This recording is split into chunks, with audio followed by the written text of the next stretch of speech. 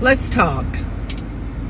So yesterday I was talking about how the fear of people bring a snare, and when you trust God, you're safe, or you're protected, or there's safety in protecting God. So I went a little bit deeper with that today over in 1 Samuel, the book of 1 Samuel, how Saul had been chosen as king because the children of Israel, they wanted a king.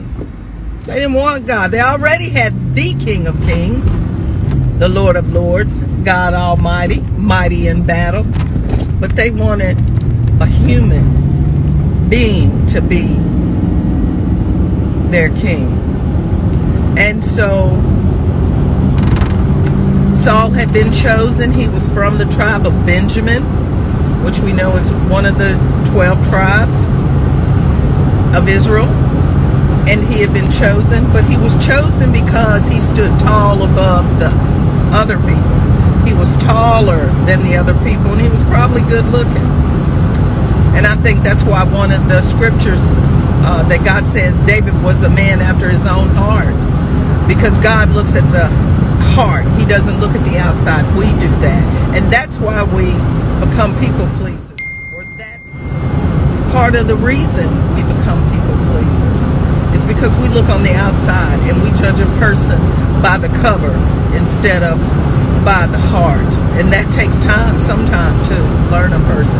But listen, while I was over there in 1 Samuel, Saul had won a victory against Nahash. His name means serpent. Nahash's name means serpent. He wanted to gouge out the right eyes of the remaining people of Israel that lived on the east side of the Jordan.